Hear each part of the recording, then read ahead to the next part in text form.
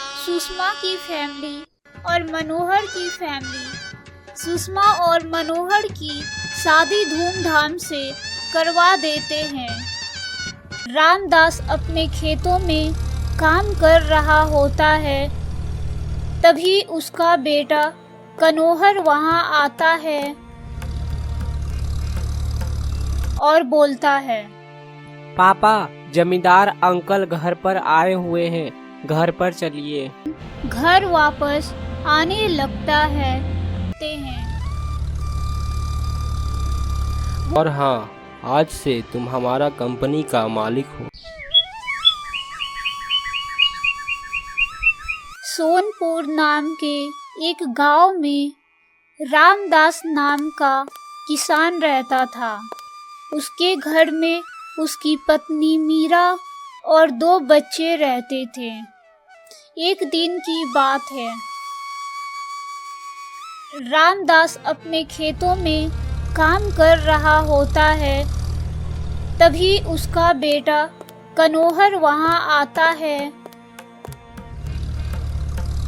और बोलता है, पापा, जमींदार अंकल घर पर आए हुए हैं, घर पर चलिए। क्या हुआ बेटा, क्या बात है? पापा, जमींदार बोल रहे हैं कि अपना जमीन हमको दे दो। ठीक है बेटा, चलो हम जमींदार साहब से बात करते हैं।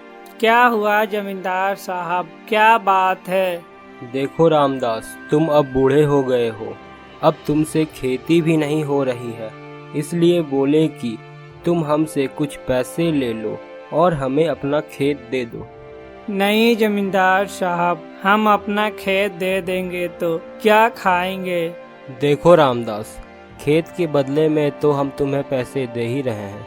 नहीं जमींदार साहब, पैसे कितने दिन जाएगा, खेत रहेगा तो खेती करके खाएंगे। ठीक है रामदास, आज नहीं तो कल तुम्हारा खेत मेरा ही होगा। अब हम चलते हैं। इतना बोलकर जमींदार वहां से चला जाता है। सुबह होता है, तभी मीरा बोलती है, ए जी, आप कब तक खेती कीजिएगा? एक काम कीजिए ना, मनोहर को शहर भेज दीजिए, वहाँ से कुछ पैसे कमा कर लाएगा तो यहाँ पर एक बिजनेस चालू कर देगा। ठीक है मीरा, तुम ठीक ही बोल रही हो, कल हम उसे शहर भेज देंगे। मनोहर शहर की ओर चल पड़ता है और इधर रामदास और उसका छोटा बेटा कनोहर खेत की ओर चल पड़ते हैं। वो अपने खेतों में दिन रात मेहनत करते और अपने परिवार का पालन पोषण करता था, और उधर मनोहर अपने फैक्ट्री में काम करता था।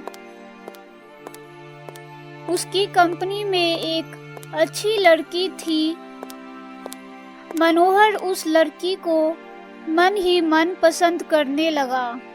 एक दिन की बात है, मनोहर काम पर आता है और बोलता है, आज हम उस सुषमा को बोल ही देंगे कि हम तुमको पसंद करते हैं, क्या तुम हमसे शादी करोगी? सुषमा, तुमसे एक बात कहनी थी। क्या बात है मनोहर, बोलो, और घबराए हुए क्यों लग रहे हो? सुषमा, हम तुमको पसंद करते हैं, हम तुमसे शादी करना चाहते हैं, क्या तुम हमसे शादी करना चाहोगी? देखो मनोहर, ये बात तो तुम्हें पता ही है कि ये कंपनी मेरे पिताजी का है और मैं अपने पिताजी का इकलौती बेटी हूँ। और बात रही शादी की, तो तुम अभी अभी यहाँ आए हो और तुमको तो मैं अच्छे से जानती भी नहीं हूँ। फिर भी तुम शादी करना चाहते हो तो हमारे पिताजी से बात कर लो, हमारे घर पर आकर। ठीक है सुषमा, हम शाम को घर पर आकर बात करेंगे तुम्हारा पिताजी से। शाम होते ही मनोहर चल पड़ता है सुषमा की घर की ओर। सुषमा और उसके पिता आपस में बात कर रहे थे, तभी मनोहर वहां पहुंचता है। मनोहर, तुम यहाँ आओ आओ बैठो, क्या बात है? सेठ जी, आपसे कुछ बात करना था, इसीलिए आए हैं। हाँ हाँ बताओ, क्या बात है? सेठ जी, आपकी बेटी को पसंद करते हैं और हम आपकी बेटी से शादी करना चाहते हैं। यह क्या बोल रहे हो मनोहर? तुम्हें कुछ समझ में आ रहा है? तुम हमारे ही कंपनी में काम कर रहे हो और हमारी ही बेटी से शादी करने की बात कर रहे हो। बेटी, इसे मैनेजर कितना पैसा देता है? पिताजी, मैनेजर अंकल इन्हें 10,000 रुपए देते हैं। देखो मनोहर, हम अपनी बेटी की शादी तुमसे कर देंगे, लेकिन जब तुम महीने के 50,000 कमाओगे तब। तो क्या बोलते हो, तुम्हें मंजूर है? हाँ सेठ जी, हमें मंजूर है। ठीक है मनोहर, अब तुम जा सकते हो। जिस दिन तुम महीने के 50,000 कमाने लगोगे, उस दिन तुमसे अपनी बेटी की शादी कर देंगे। मनोहर बड़े बड़े कंपनी में जाता है और उसे कोई काम नहीं देता है। मनोहर हार नहीं मानता और अपनी प्रयास जारी रखता, और उधर उसके माता पिता इस इंतजार में बैठे थे कि मनोहर कुछ पैसे भेजेगा। तभी मनोहर के पिताजी बोलते हैं, मनोहर की माँ, अब हम चलते हैं आलू बेचने के लिए। रामदास का आलू बिकने लगता है और इधर मनोहर काम ना मिलने के कारण घर वापस आने लगता है। तभी उसके पिताजी रामदास भी घर आ जाते हैं और मनोहर भी घर पहुंचता है और अपने पिताजी से बोलता है, पिताजी, कंपनी बंद हो गई है और दूसरी कंपनी में काम नहीं मिल रही थी, इसीलिए आ गए। सोचे कि अब हम भी आपके साथ में खेती करेंगे। ठीक है बेटा, कल खेत में जोताई करने जाना है, अब जाकर सो जाओ, कल चलना है खेत में। मनोहर सो जाता है और सोचने लगता है, पिताजी को तो झूठ बोल दिए, लेकिन अब क्या होगा, घर खर्च कैसे चलेगा और सुषमा से शादी कैसे होगा। वो सोचते सोचते सो जाता है और सुबह होती है। तीनों बाप बेटा खेत में काम करने के लिए निकलते हैं। वो अपने खेत में हल चला रहे थे, तभी उसे जमीन के नीचे कुछ चमकती हुई चीज दिखाई पड़ती है। जैसे ही वो नीचे झुकता तो उसे देखा कि वे एक सोने का ईंट था।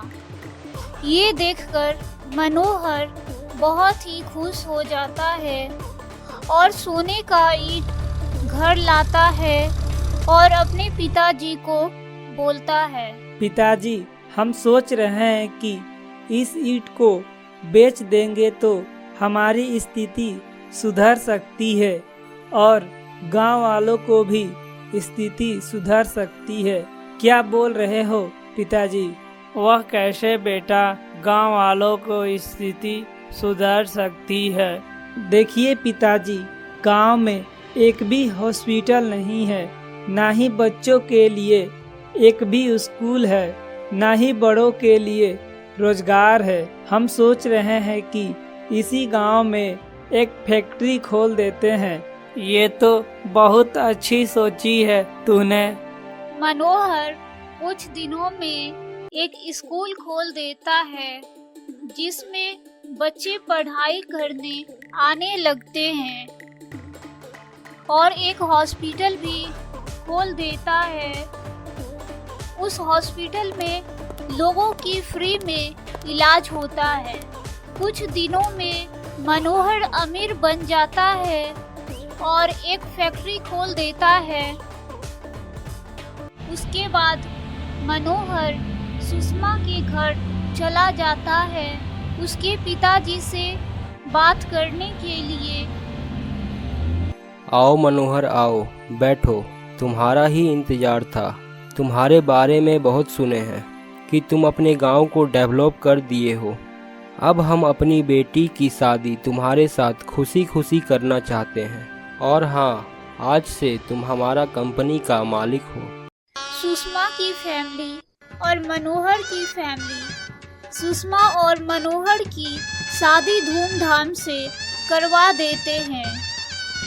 कुछ दिन के बाद जमींदार अपने नौकर से बोलता है, समोखन, आजकल रामदास का बेटा मनोहर फ्री में इलाज कर रहा है और फैक्ट्री भी बैठा दिया है।